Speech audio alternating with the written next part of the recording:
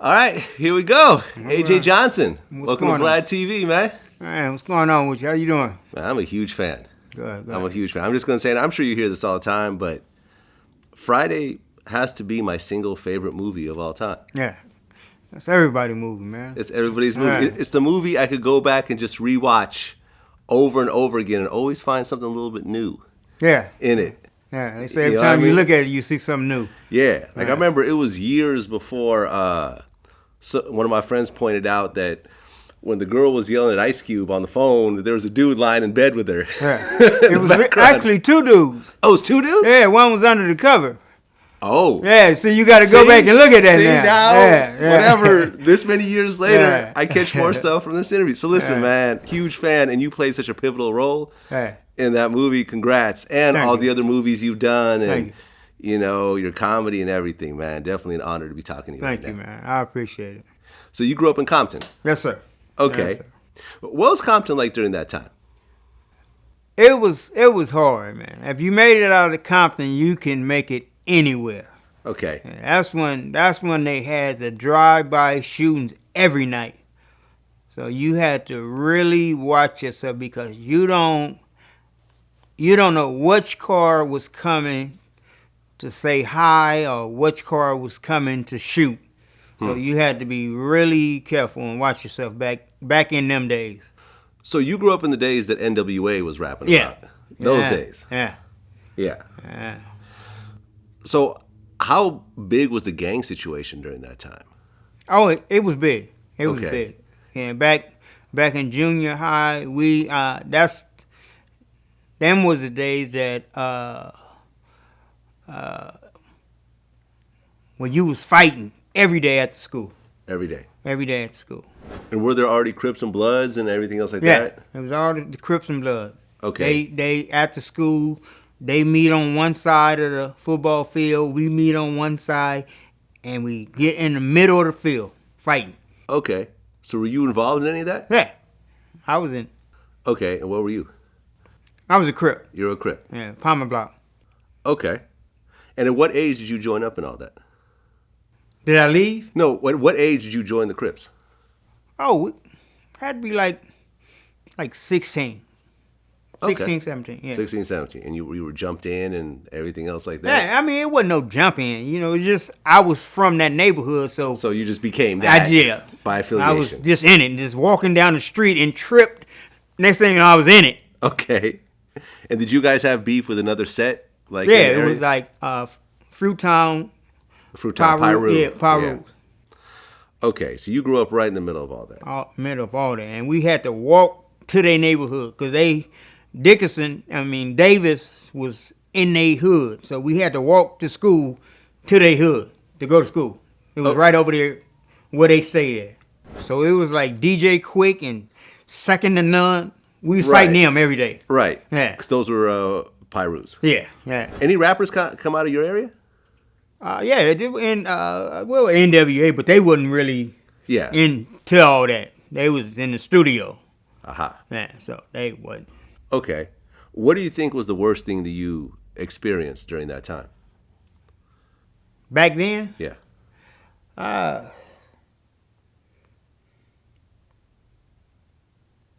yeah, I got jumped. I got jumped once.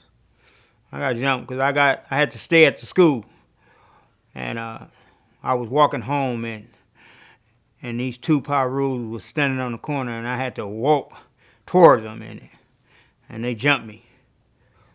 Okay. Yeah. But that was the worst. No shooting, stabbings, No, none of that. No, I ain't never got shot. I was stabbed. Thank God. So, You were stabbed. yeah, I got stabbed once at a party. Okay. You telling me like it's just a normal like. Hey, I ain't never got shot though. Okay, but you got stabbed. Yeah, I got stabbed at a party. So, How badly? I mean, they got me in my chest.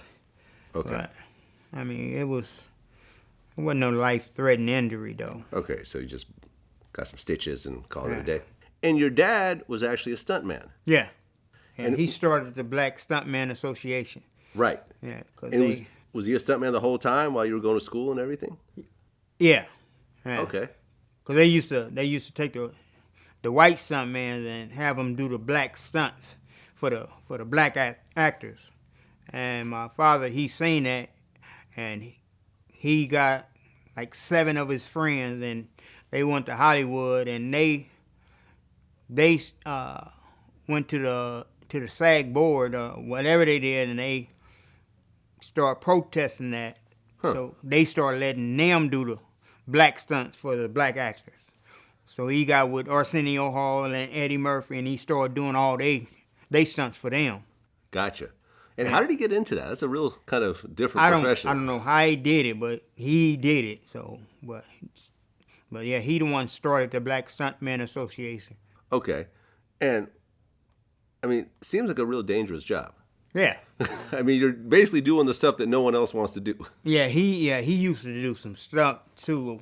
I'm talking about with boats falling off buildings and flying, flipping cars. And we used to go down there as kids, me, my sister, and my brother, and watch him.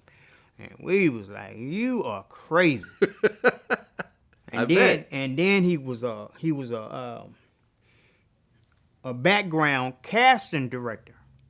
So whenever they needed the background for movies, they used to call him, and he called the people. So he got us in a lot of movies as the background. Okay, like what movies were you in the background of?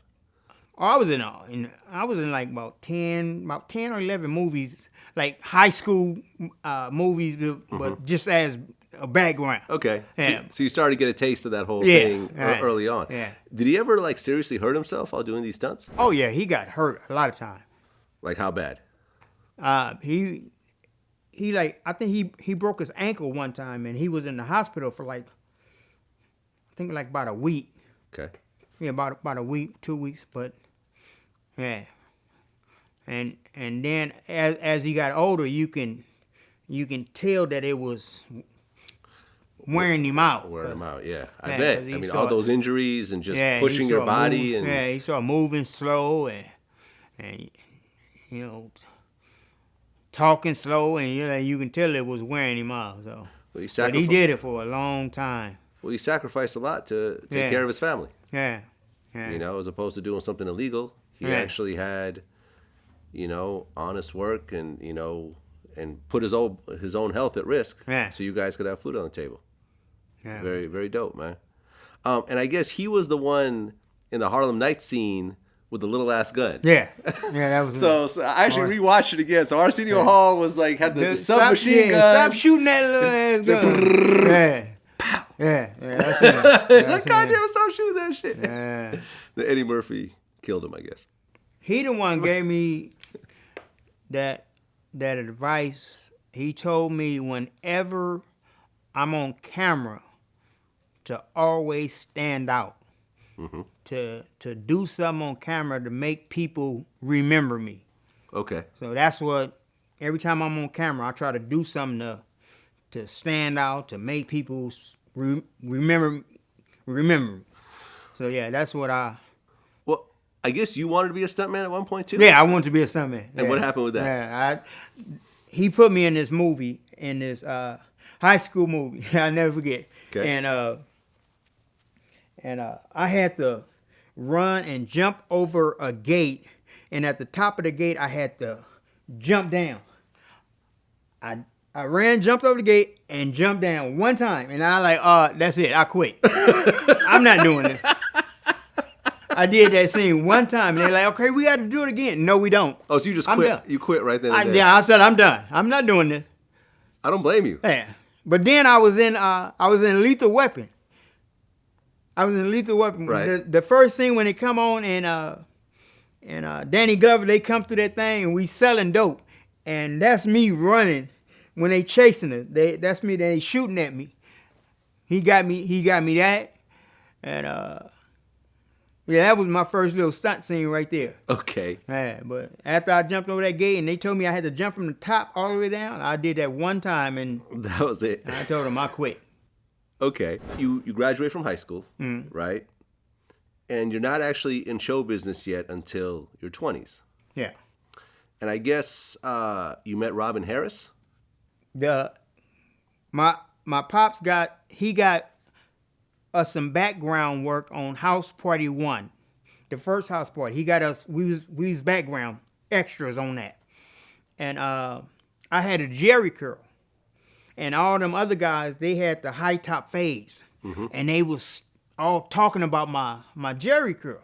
Okay. So I started talking about they high top fade. I was talking about every last one of them, and the director heard me.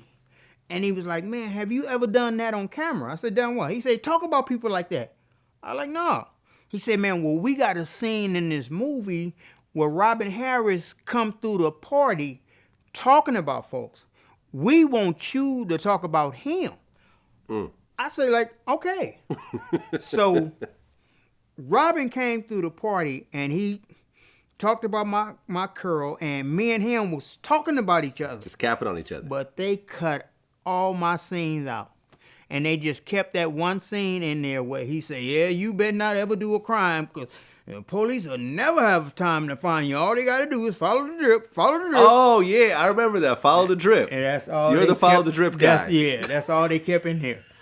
Okay. And Robin, he told me, he said, man, you funny, man. He said, you need to come down.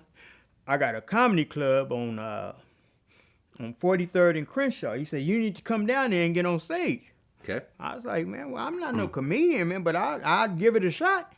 So I went down there, and he put me on stage.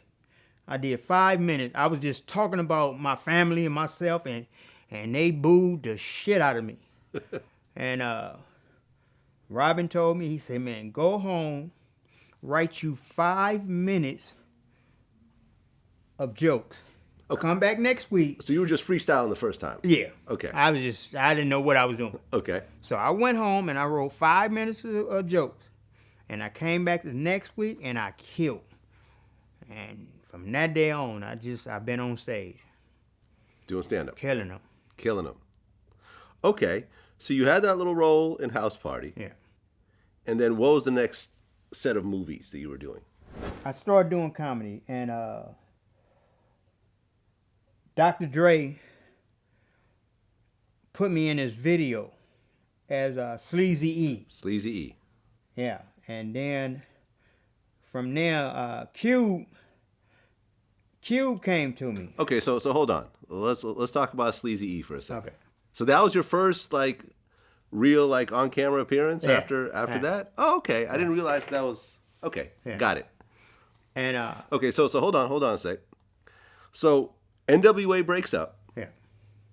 Dr. Dre goes his separate ways. Yeah. Starts Death Row Records, and has a song called Dre Day, Yeah.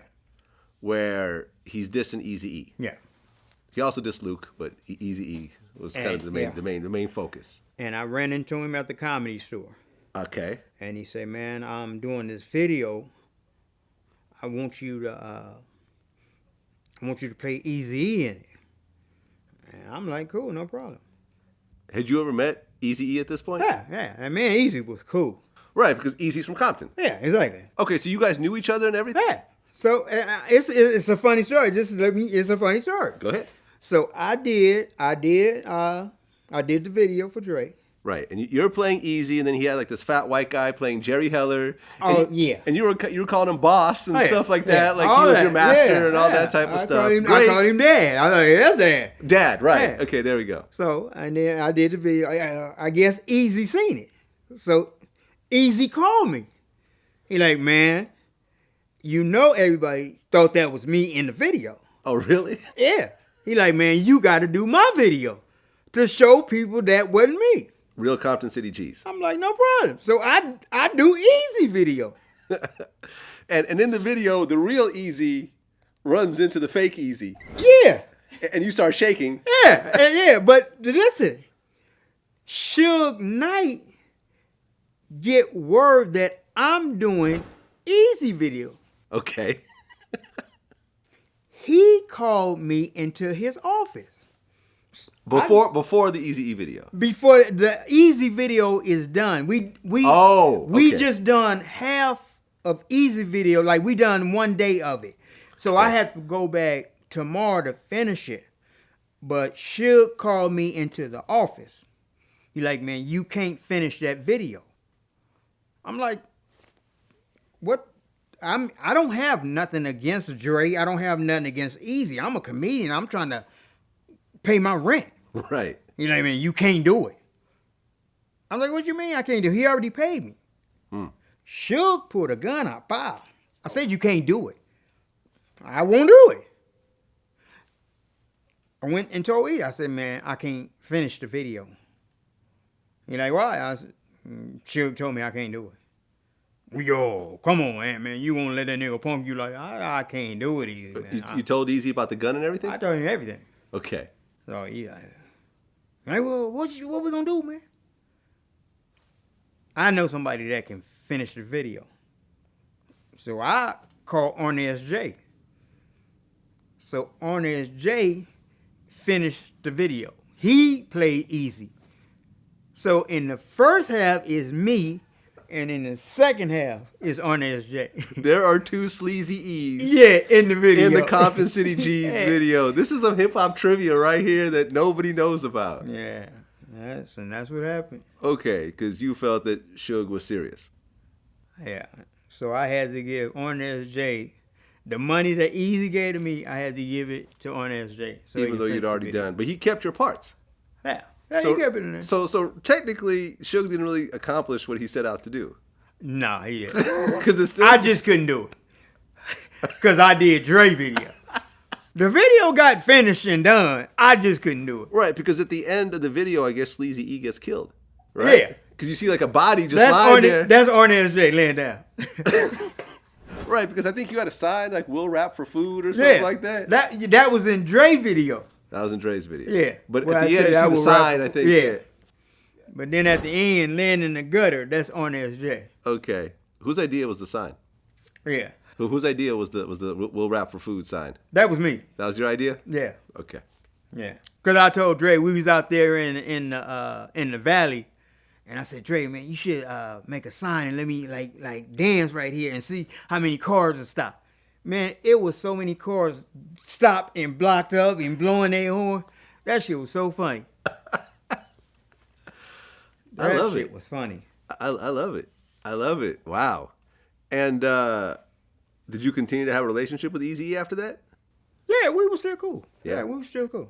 Because I told him, I said, man, I don't mean nothing by it. He's like, man, I know, man. Go on, get your money, man. Well, I think that if I get the timeline right, Suge had already kind of threatened Eazy and forced him to sign over the paperwork, and that whole situation had already happened, and Eazy came back and got it reversed, and they were really beefing like at that point. They was beefing like a mug. They were for real beefing. Yeah.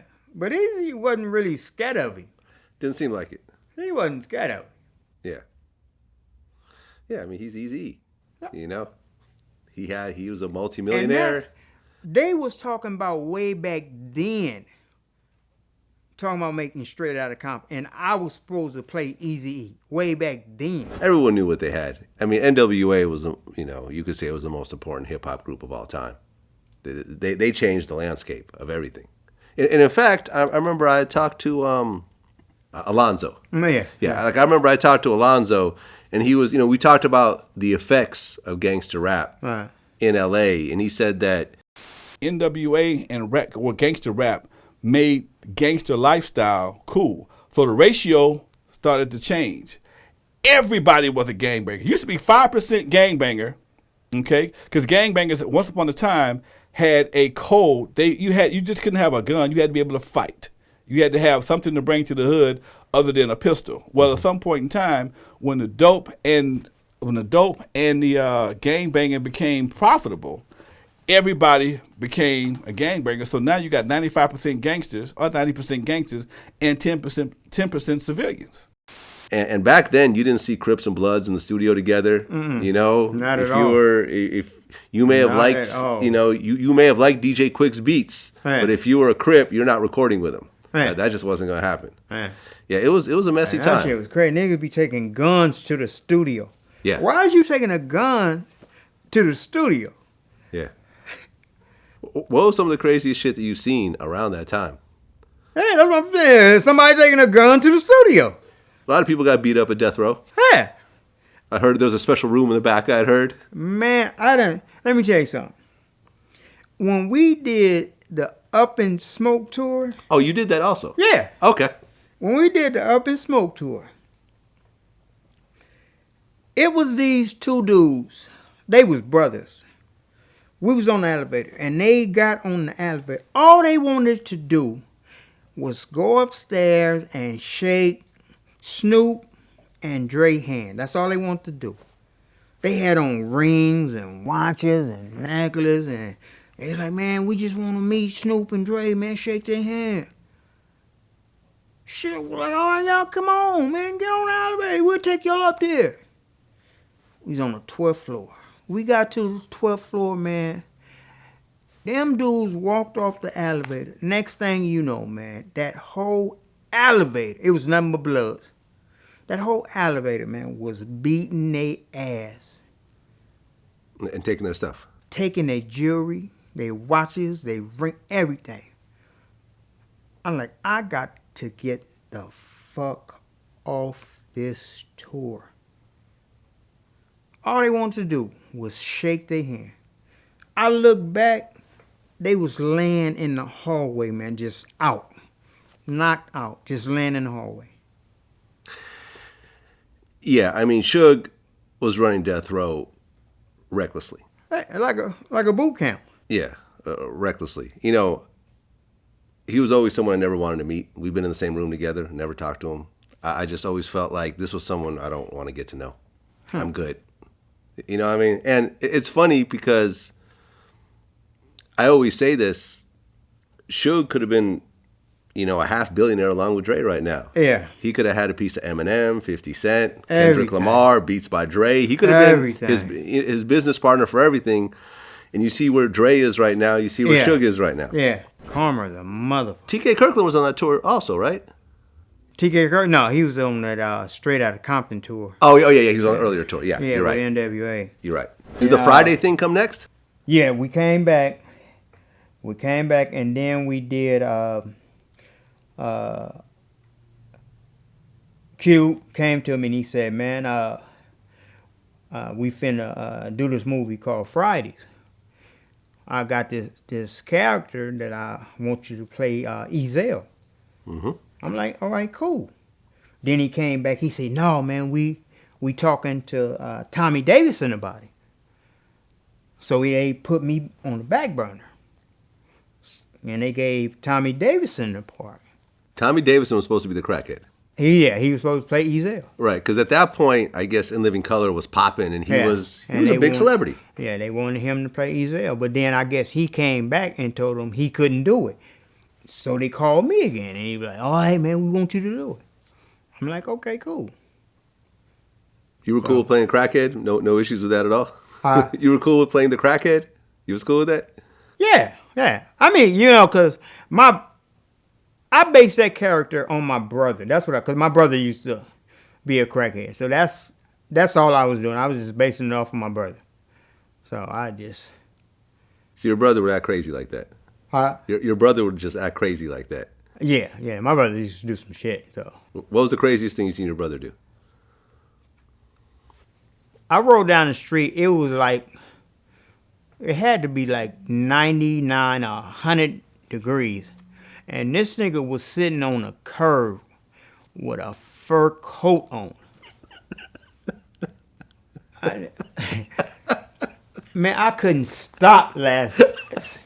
What the hell is wrong with you? Fur coat. This nigga had a fur coat on and 100 degrees and wasn't sweating. Yeah, I mean, they used to always say that crackheads are immortal, man. They don't have You cannot. no blood temperature. They get hit by cars. They keep running. They Keep get up and because run I hit off. my brother with a car. You hit your And brother he with a just car? bounced up and walked away. You hit your brother with a car Yeah. on accident? No, No, I was chasing him you were chasing him in your in car. the car. Yeah. What did he take? Because I wanted him to stop smoking, and he wouldn't. And I knew I couldn't get out the car and catch him because he was too quick. So I was chasing him in my car. And you hit him. Yeah. And he just got up and ran And away. he bounced up and kept running. So this nigga ain't got no bones. Okay. So you get cast for Ezel. I got cast for Ezel. For Ezel. So we did Fridays. You did it right. Now, I interviewed John Witherspoon. Huh? I interviewed John Witherspoon. Uh-huh. Pops. He told me, and this went viral on the internet. He said that everyone got paid $5,000 to do that movie. $5,000. Everybody else on the show, they're gonna say they made more money. Ain't nobody made no money on that movie. Okay. 5,000. Did Chris Tucker do about the same, you think? About the same thing. About the same.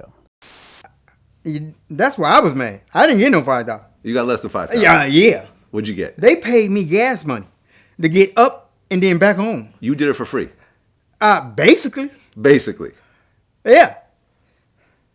Yeah. Didn't nobody make no money off that movie. Right. Well, no one thought that movie was going to make money. Man, let me tell you something. When we were shooting that movie, we was looking like, who the hell gonna come see two dudes smoking weed on the porch? So we shooting, and then think about it, we shot it in 21 days. We like, ain't nobody gonna come see this shit. But if I knew that Ezel was gonna blow up like he did, I'd have had so much merchandise. Right. But you never know. Right. Now, so, some of the catchphrases from that movie, my neck and my back. I made all that up. You made all that up. Ezel, have you ever got that script to the original Fridays? My line was to ask Ice Cube and Chris Tucker, whenever I see them, whenever I was on camera and we was together, I was to ask them to loan me $2. That was it. That was it. That was it. You were the loan me $2 guy. Yeah. That's it. Loan me $2. If they was walking by me, loan me $2. Did you ever actually say that? No. No. Because when we walked in that store, all that, me jumping on his back, I was supposed to just go back there, get the beer, bring it to the counter. But when I went back there and I fell on that floor and did all that, my neck and they didn't know I was going to do that. Ed. Oh my God, oh my God, oh I'm hurt, oh, ah! I'm suing y'all. Oh, I'm hurt, oh, my neck, my back, my neck and my back, oh, I want 150,000. But we can settle out of court right now for $20. Man, get your punk ass up. It ain't even wet over here. Can you do those lines? Yeah, I made all of them. Can you actually recite that part? Oh, my neck, my back? Yeah. My neck and my back. But you did the whole I'm thing. hurt. I'm hurt. Man, I done forgot what I said in that. So I want 150,000, Yeah. but I'll settle for $20. Yeah, right. But yeah, Okay. all that. And then there was I ain't the smartest man in the world, but from here it looks like you taking a shit. Smokey! Smokey! Smokey! Smokey, what the hell you doing back here? Hey, nothing, man. Hey, I'm fixing something. Hey, just stay over there. But I thought you wanted me to wash your car. Hey, man, wash it later. Stay over there. Smokey, you know I ain't the smartest man in the world, but from over here, it look like you taking a shit.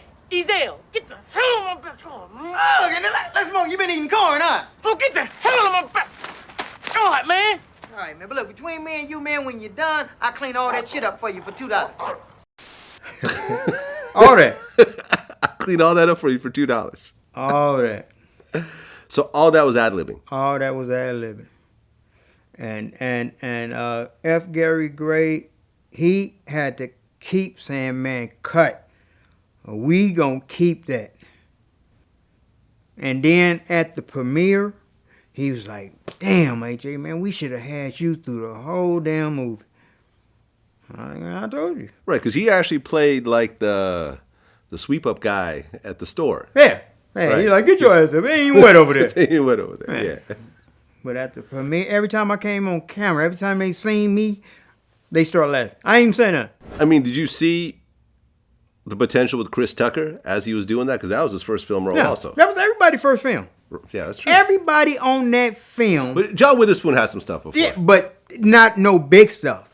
Yeah, and was it Regina Hall? Yeah, what She was was she on in? 227, I think. Yeah, everybody, that was their first movie. Okay. Lisa Ray. Didn't nobody know Lisa Ray? Oh, Lisa Ray's in it. Yeah, And also Megan Good's in it. yeah. Didn't nobody really know that? Megan Good was a little girl She was a little girl, right. at the ice cream At truck. the ice cream truck, right. I Didn't hate nobody really in that movie really done nothing. I mean, when Chris Tucker was doing his thing, 'cause, I mean, Chris Tucker was, That was was the Chris star. Tucker's first movie. You know, you could definitely say he was the star Yeah. of that movie. I mean, really, he was the real, like, the one that went on to just To blow up really- and start making $20 million. 20 million a movie, right? Yeah. He was the only one to really achieve that. Exactly. You know, although Exactly. Ice Cube did well, and you know, John Witherspoon did Yeah, well, but yeah. he became the guy Yeah. on the movie poster. Yeah. You know, with the $20 million check. When you leave Friday and start working with Jackie Chan, Yeah. yeah, you made it. Right, because when I interviewed John Witherspoon and I asked if Chris Tucker's going to come back, and he said, why would he? He was making $20 million a movie. He with Jackie Chan with that Rush Hour making $20 million.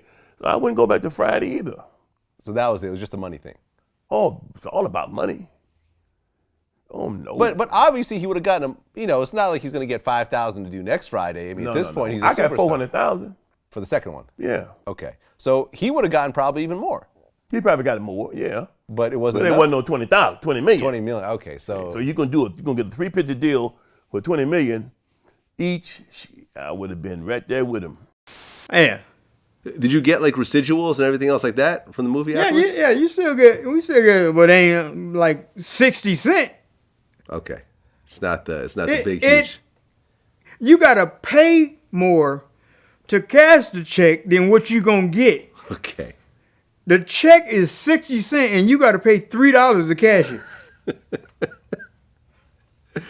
So the movie gets done. It comes out. How did you feel when the response was just crazy? It was, and at the premiere, it was crazy. Everyone was laughing. Everybody.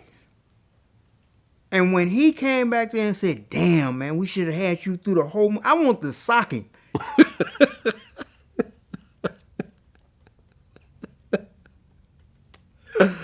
Crazy. Okay.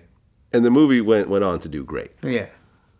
The movie, yeah, an absolute. I mean, one of my favorite all-time movies. I put it up there with the Boomerangs and the Coming to Americas. Yeah. You know, definitely the funniest hood comedy, point blank, period. And like I said, this is the movie I probably watched over and over again more than any other movie. And don't get tired of it. Don't get tired of it Yeah. and keep finding new stuff. I'm going to go back and see the two guys in you the see bed. two guys, yeah. In the bed with the girls talking. There's always been talk about Last Friday. Were you only you were only in the first Friday movie? Yeah. Okay. How come you weren't asked to be in the other Friday movies? I was asked. But You were? it was the second one. Next Friday. The next Friday. Q called me, and we had a meeting, and we was talking about the money, and we came to a number that I was getting, and we shook hands, and we was going to do it, and it's like about 3 weeks later. I get a phone call, and I said, I was in the movie. I was going to shoot it, and I get a phone call. He's like, man, they shooting next Friday. I'm like, how are they shooting? I'm in it. How are they shooting? You're like, yeah, they down on 105th Street right now shooting. So I get in my car, and I go down there. I try to go on the set to talk to Cube, but he done already had me barred off the set where I can't get on. Oh, so he knew that was coming. Yeah. He done had me barred off. I can't get on and talk to him. Come to find out that he done hired the dude from Onyx to play my part Fredro Starr. for way less than what he was gonna give me. So I'm like, wow. But we done had this meeting, but you done went behind my back and hired him, and Yep. didn't nobody tell me? Yeah, this is why I need contracts in this business. Hey. You know, handshakes don't mean shit. Yeah, I know that now. Yeah. Yep. I know that now. Yep. That's too bad. I would have liked to see you in more of the Friday movies. Yeah. Did he try to talk to you about Friday After Next, or nah? By that time? Ain't nobody talked Yeah. to me yet. Okay. So after that, was the next movie Players Club?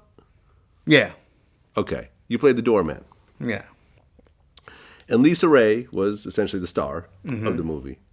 And I guess she was actually a stripper before Yeah. that? Yeah. Okay. I think her name was Was it Diamond? In the movie. I think it was Diamond. Yeah. Oh, like that was her actual stripper name. Yeah, but she did a wonderful job. I agree. I agree. Need to go back and rewatch that, actually. Yeah. She had a couple of little nude scenes in there. I'm going to see it today, man. Right. She still looks good, too. Right. Oh, yeah. And you got dragged around in the limo with your head in the... Put my head in the window. Yeah. You know the routine. Stick your head in the window. Man, I can hear you from here, man. What? I said I can hear you from here.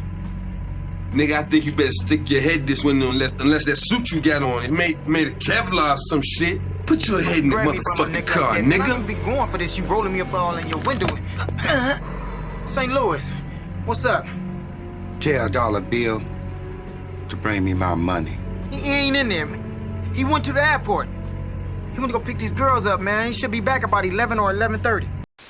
And Bernie Mac Yeah. played Dollar Bill in it. Dollar Bill. Chi-Town. One of the greatest stand-up comedians of all time. Bernie Mac was the best at stand-up. He was the best. Yeah. Yeah, rest in peace, Bernie Mac. I Died way too young. Yeah. And Bernie Mac, and I mean, when we were shooting Players Club and they say cut, it's like he go right into his stand-up. Have the whole set laughing. Yeah. Ah. Yeah, rest in peace, man. So, you were in a bunch of other movies. You were in Baps with Halle Berry. Halle Berry. How fine was she in person back then? Halle Berry gorgeous. Yeah. I told my wife, if you ever mess up, I'm leaving your ass for Halle Berry. And Halle Berry don't even know this. She knows now. Yeah, she know it now. Halle Berry, she the nicest woman in the world, though. Seems like it. Yeah, she is so nice. Seems like it. Yeah, I never she's got to done meet that. her. Maybe one day. Yeah. Well, so you're doing these films and you're getting supporting roles and so forth. But then I Got the Hookup comes out. Yeah. And you are, one of the two main characters. Yeah. Along with Master P. How did this movie come together with you? This dude named Jeff Clonigan, he told me that Master P was looking for me to do his video. He wanted me in his video. So he hooked me and Master P up. He gave Master P my number, and he called me, and he like, yeah, I want you to play this scientist in my video. He said, what it is, you gonna build me. I'm gonna be your robot, and you gonna build me and bring me to life. So that's what I did. I had my scientist office and whatever, and I built him and I brought him to life. I was like, Master P, he's alive, and he came out like a robot. And so we shot that video, and then after the video, he said, man, I got this movie called I Got the Hookup. He said, here's a script. He said, read the script and tell me if you like it. And if you like it, we can do it. So I read the script, and I told hell yeah, I like it. And this was Master P's first movie after About It, yeah. which was a straight. Yeah. It was bundled with a Yeah.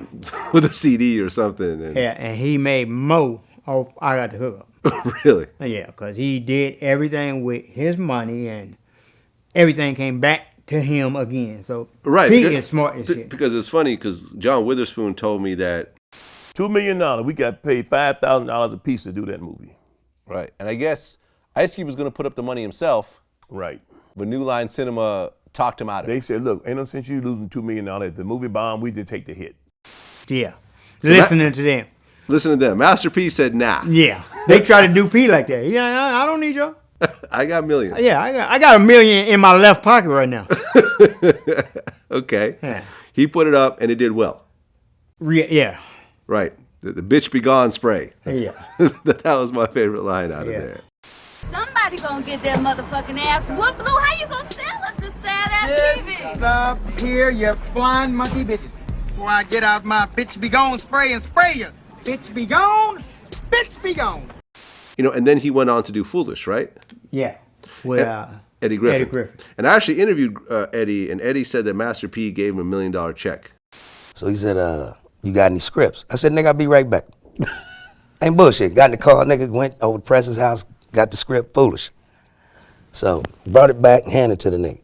The nigga gave me a check for $1 million.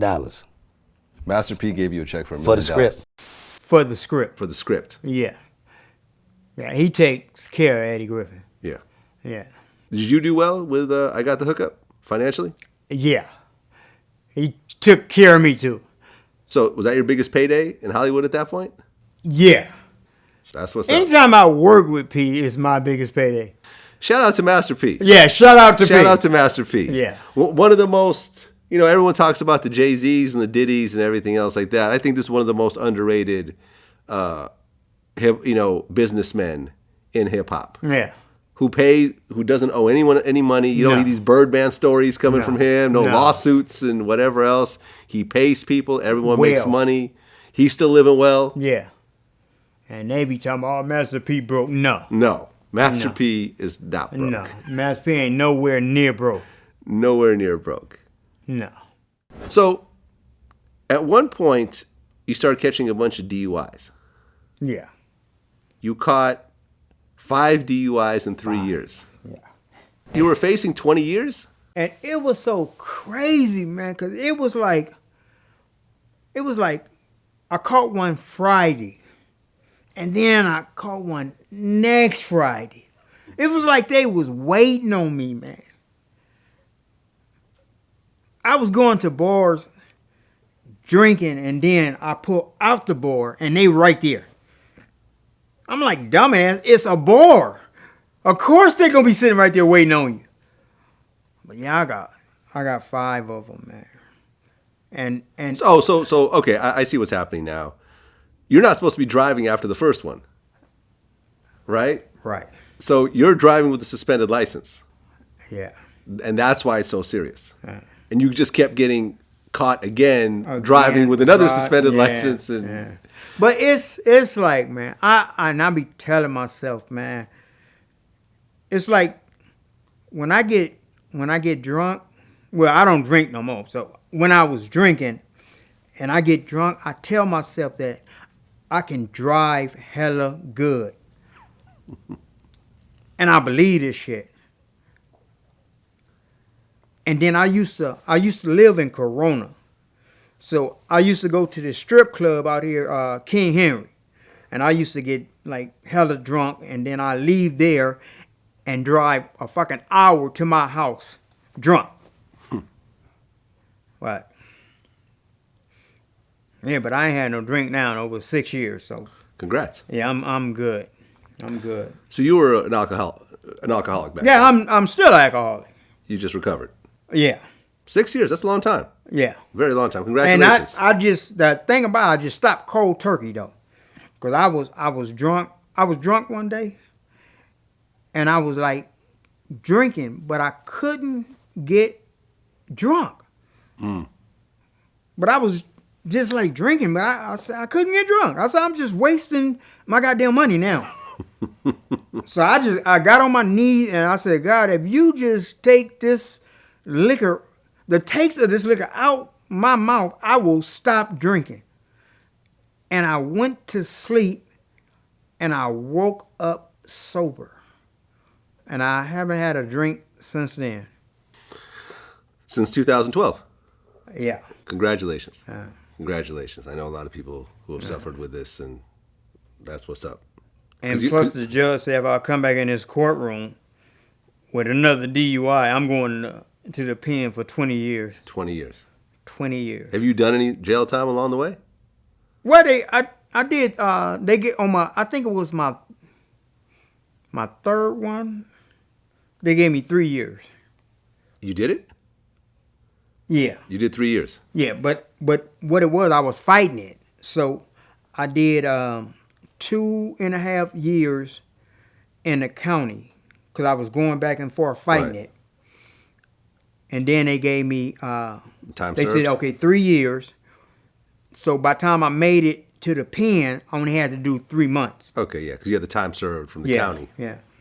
Okay, so you were already, you'd already had a taste of how bad prison was. You weren't trying to spend the rest of your adult life. I didn't like that shit. So. Yeah, nobody does. Yeah, I had to get by that. Well, in 2009, you had a heart attack. Yeah. It wasn't no heart attack. It was a panic attack. Panic attack, okay. Yeah, because I was on a plane and I was sitting, it was two like heavy fat dudes and they was sitting next to me and I was sitting in the middle of them. I couldn't breathe. And I had some sleeping pills. I was trying to get my sleeping pills so I can go to sleep. And it was like, that's when they did the announcement, okay, the seatbelt sign is on and everybody need to buckle in. And I need to get my medication. So I got up to get my medication. And they were like, sir, you need to sit down. I said, I'm trying to get my medication. So they telling me to sit down and I'm start sweating and this one dude just jumped on my goddamn back thinking I'm getting a goddamn gun on my goddamn suitcase. I'm like, what the fuck are y'all doing? And them motherfuckers, it's two dudes, they hold me down and the fucking pilot had to turn the plane around and go back to New York to land the plane. Because of you? Because of me. And then at that point they said you had a heart attack and then? Yeah, the fucking paramedic was there waiting on me saying I had a heart attack. Because I'm like, how the fuck I'm having a heart attack when these motherfuckers is on my goddamn back? So it wasn't really a heart attack? No, hell no. Okay. It was a fucking panic attack. Panic attack. And one thing I forgot to ask you, you were in Menace to Society? Yeah. Yeah. What did you play? I was just down. That shit came crazy as fuck too. I was down there with Tyron Turner. That's my boy. I interviewed him about the movie. Yeah. I was down there with him, and the director seen me, and he was like, "Man, you wanna?" The Hughes brothers. Yeah. He's like, "Man, you want a little cameo in the movie?" I'm like, "Yeah, no problem." So they put me at the in the card game with Samuel L. Jackson. And he was like, man, where my motherfucking money at? Oh, that was you. Yeah, he like, man, don't you owe me some money? I'm like, hell no, nigga, but here you go. Yeah. Oh, that was you. Yeah.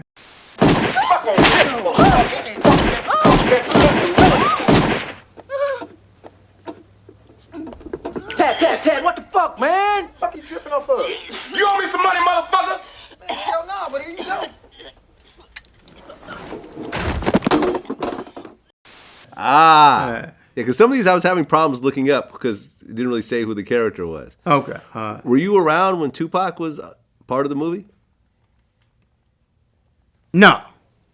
He was already gone by that time. Yeah, I was out there. Okay. Because, I just went up there to see Tyron. But then they gave me that little point. I stayed there for a little while, and then I left. Okay. Yeah. You were doing stand-up this whole time? Yeah. Do you like doing stand-up more so than acting? Yeah.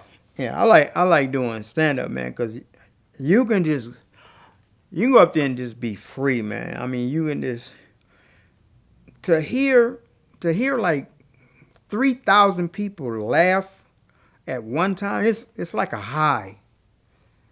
And knowing that you making them laugh, it's like an incredible feeling. Yeah, I mean, the real stand-up comedians, like I'm friends with Godfrey. He's always on the show.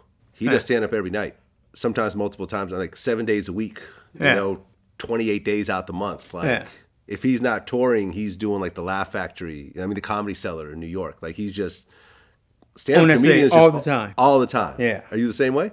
Yeah. That's an incredible feeling, man. And knowing that God gave you the gift to do that, you got to run with it. You know what's interesting? You've been a working actor for 20 years, 25 years? 25 years. 25 years. Did you hear the story that came out about Jeffrey Owens from The Cosby Show?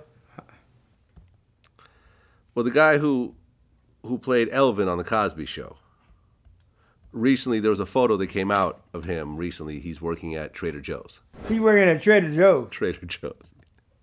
Yeah. What? Let me show you. I seen him on Facebook, and I was wondering what was going on. I didn't get into it.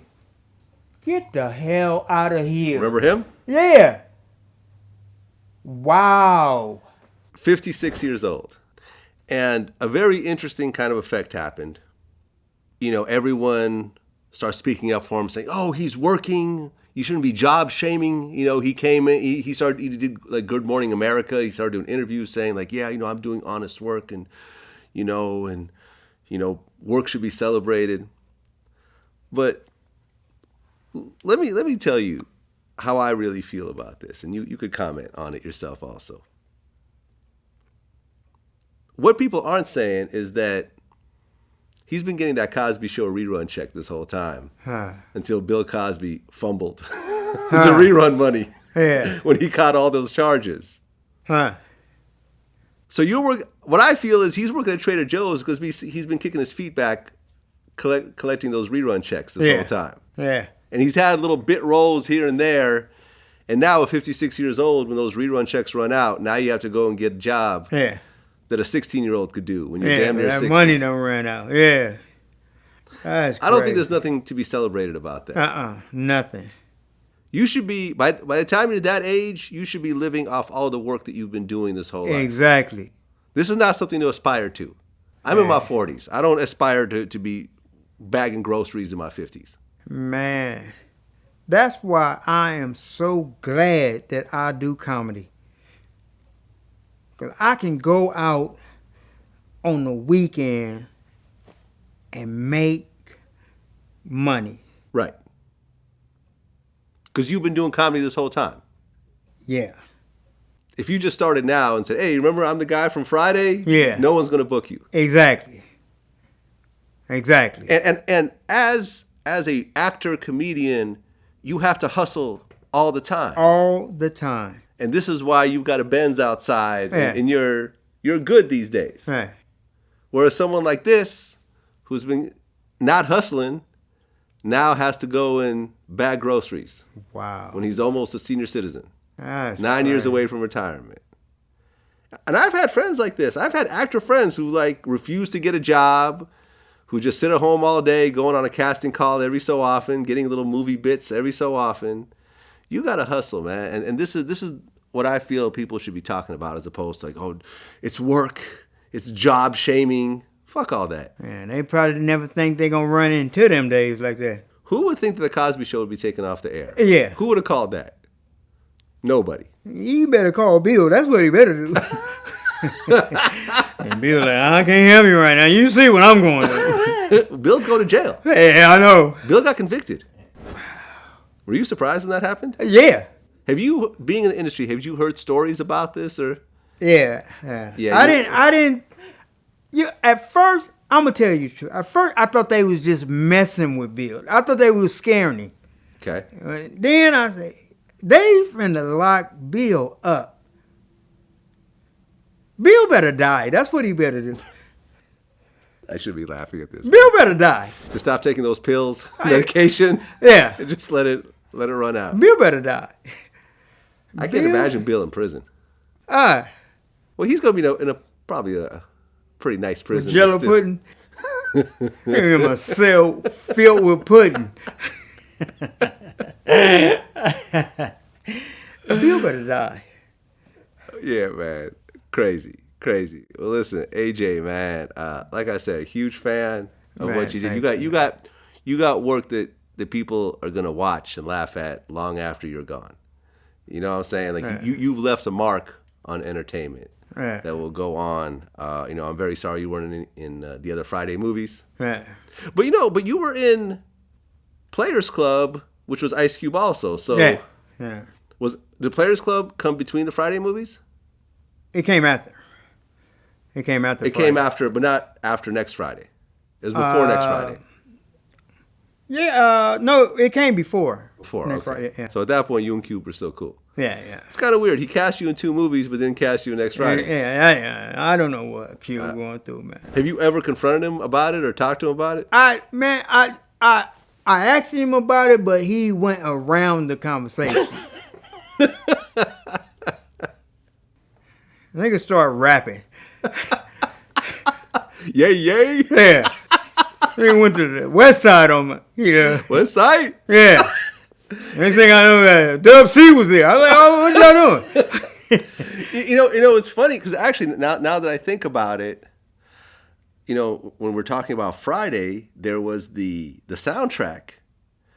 And remember, Cypress Hill accused Ice Cube of taking their chorus for the song Friday, throw your set in the air. Yeah. And I remember I interviewed B Real and I asked him about it. I got a call at 3 a.m. from Cube. He was in South Africa, and he hit me up. He goes, "Hey man, you guys, I heard you guys were popping shit." I said, "Well, the guys feel like you stole our shit, man, and this was the reaction." And he goes, "Man, I wouldn't steal from my friends, man. I mean, I love you guys, man. I'm a big fan of you guys. I love you guys. I wouldn't steal from my friends."